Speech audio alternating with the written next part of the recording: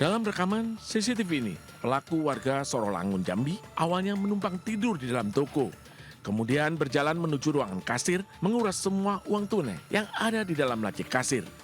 Mencongkel berangkas, mengambil uang 81 juta rupiah.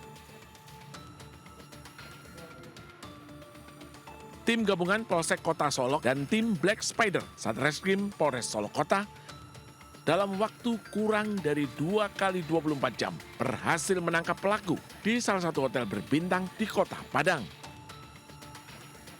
Polisi berhasil mengamankan barang bukti uang tunai 40 juta rupiah saat penangkapan. Sisanya habis digunakan pelaku untuk berfoya-foya. Berawal dari pencurian di toko Serbauna di Kota Solok dan tersangka kita amankan di Kota Padang di sebuah hotel yang mana tersangka sedang berada di kamar bersama barang bukti. Barang bukti yang sudah kita sita lebih kurang 40 juta dan selebihnya sudah digunakan oleh tersangka. Saat ini pelaku ditetapkan sebagai tersangka dan masih menjalani pemeriksaan intensif di Polres Solok Kota dan terancam hukuman 7 tahun penjara. Dari Padang, Sumatera Barat, Budi Sunandar, iNews melaporkan.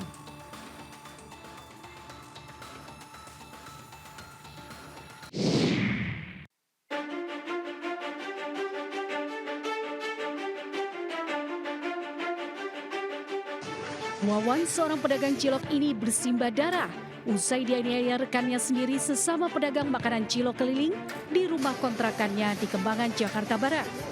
Korban yang mengalami sabetan senjata tajam di bagian perut dalam kondisi kritis dievakuasi warga ke RSUD Cengkareng, Jakarta Barat. Pelaku pun akhirnya ditangkap warga, diduga pelaku tega menganiaya korban lantaran sakit hati kepada korban karena 3 hari sebelumnya sempat terlibat cekcok saat tidur bersama di dalam rumah kontrakan. Pelakunya sempat dipukul juga sama si korban. Sebelumnya korban lagi tidur-tiduran di ruang tengah. Gitu. Maka terjadilah itu penusukan. Kini pelaku masih menjalani pemeriksaan di Mapolsek Kembangan, Jakarta Barat. Dari Jakarta, Miftahul Gani melaporkan.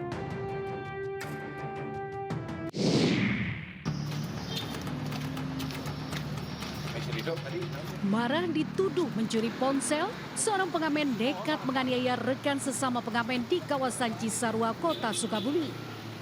Pelaku ini langsung dijemput polisi di rumahnya. Di hadapan polisi, pelaku mengaku kesal karena dituduh korban mencuri ponselnya. Korban yang saat itu sedang berkumpul dengan teman-temannya sesama pengamen langsung dianiaya pelaku.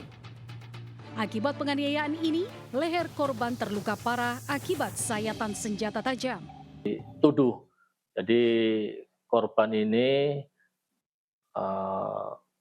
menuduhlah kepada pelaku mengambil handphone milik korban. Nah, akhirnya mungkin korban merasa emosi, melakukan tindakan yang sesuai yang dilaporkan. Pelaku kini mendekam di sel tahanan Polsek Cikole. Guna mempertanggungjawabkan perbuatannya, pelaku terancam hukuman 5 tahun penjara. Dari Sukabumi, Jawa Barat, Budi Setiawan, iNews melaporkan.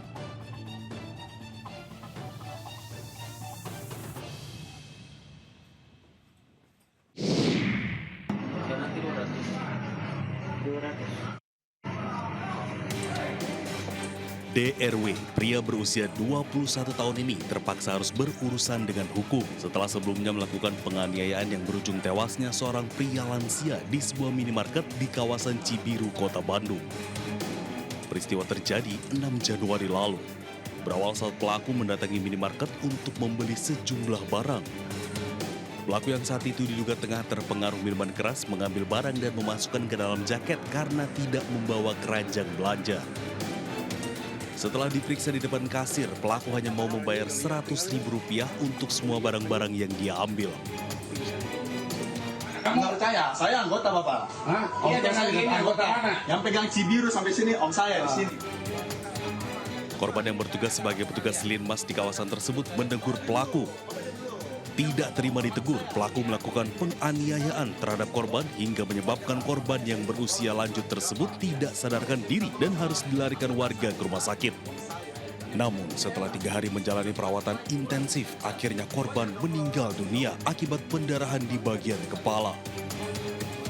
Masih ribut terus, akhirnya pelaku memukul korban sehingga korban terjatuh dan meninggal. Itu. Ya, kami sudah lakukan pengecekan bahwa yang bersangkutan ini adalah pengangguran. Ya, jadi dia bukan anggota siapapun ya, kita nggak tahu ini anggota apa menurut dia. Motif pelaku karena sakit hati saat ditegur dan dituduh telah melakukan pencurian. Akibat perbuatannya tersebut, pelaku terancam hukuman maksimal 10 tahun penjara. Dari Bandung, Jawa Barat, Jufita Meilana, iNews melaporkan.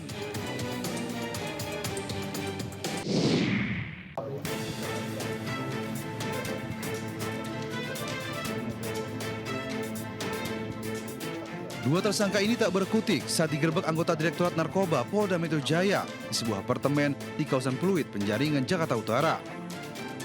Saat digeledah, petugas menemukan berbagai cairan bahan kimia untuk memproduksi etomidate. Tersangka HW warga negara Tiongkok sebagai peracik utama dan tersangka D warga negara Indonesia. Pengungkapan ini bermula dari informasi Bea Cukai Bandara Soekarno-Hatta tentang paket mencurigakan yang berisi bahan narkotika dan peralatan laboratorium.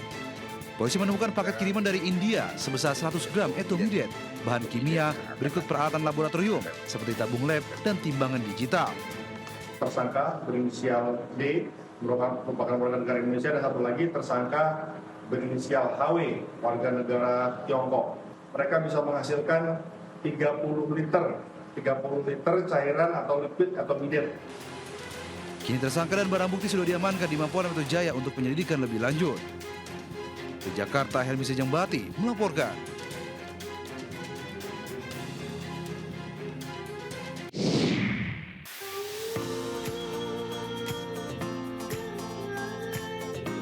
Banjir tidak selalu menjadi bencana atau masalah setiap orang.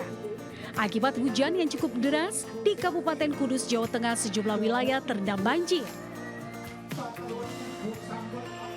Hal tersebut tidak menyurutkan bagi pasangan pengantin untuk tetap menggelar prosesi pernikahan di tengah banjir melanda. Terlihat para tamu undangan yang hadir harus melepas alas kaki, menyisingkan celana, serta gamis agar tidak terkena air. Meski demikian, suasana keakraban dan kebahagiaan tetap terpancar dari wajah para tamu undangan. Awalnya sejumlah tamu undangan mengaku sempat terkejut dengan kondisi banjir saat tiba di lokasi. Namun setelah mengikuti acara, mereka justru merasakan ada keseruan tersendiri karena baru pertama kali menghadiri pesta pernikahan di tengah genangan banjir. Menurut pasangan pengantin, meski banjir di luar rumah mencapai setinggi lutut orang dewasa, mereka tetap memilih melangsungkan pernikahan. Hal ini karena air tidak sampai masuk ke dalam rumah. Ya udahlah, lanjut aja gitu. Iya. Meski dengan banjir ya? Iya. Selagi belum masuk rumah, masih oke lah. Ya nggak apa-apa mas, yang penting kan kita buru akadnya itu loh, yang sakralnya. Nggak peduli sama banjir. Nah, kalau saya ya mas. Ya, kita doakan saja. Semoga pasangan yang menikah di tengah kepungan banjir ini bisa membina rumah tangga dengan sakinah, mawadah, dan warohmah. Amin. Dari Kudus, Jawa Tengah, Nur Khoirudin, iNews melaporkan.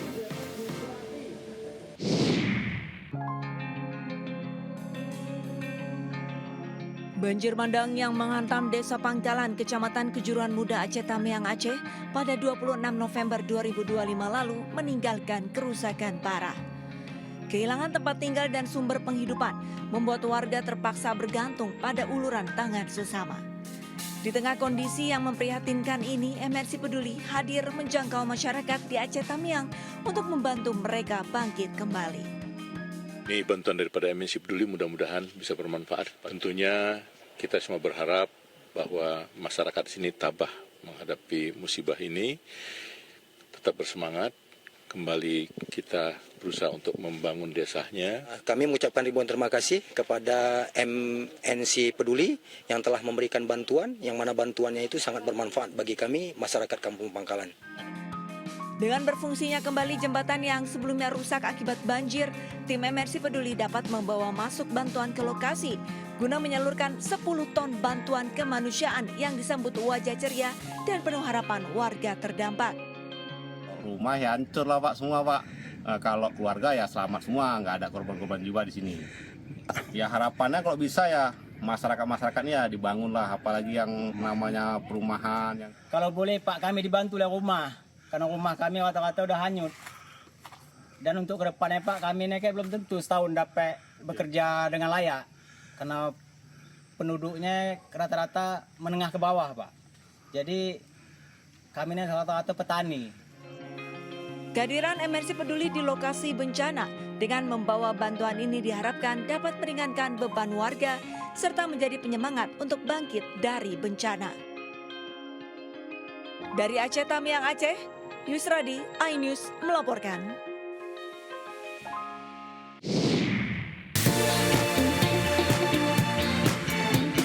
Jangan beranjak dulu pemirsa, Buletin iNews Pagi kembali sesaat lagi.